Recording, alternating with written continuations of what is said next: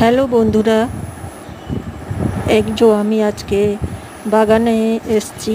এসে দেখলাম একটা মাশরুম।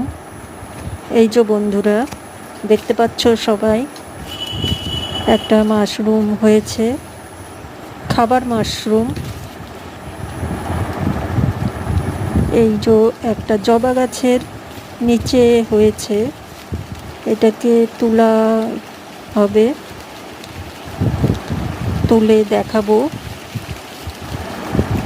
একটু ঝোপঝাড়ের ভিতরে, ডালপালার ভিতরে আছে।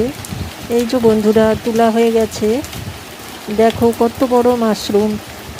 এটা তো আমার দুপুরের একটা তরকারি হয়ে যাবে, এটা দিয়েই আমার ভাত খাওয়া হয়ে যাবে।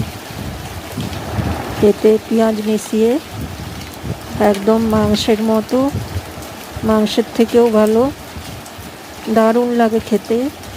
বাই বন্ধুরা।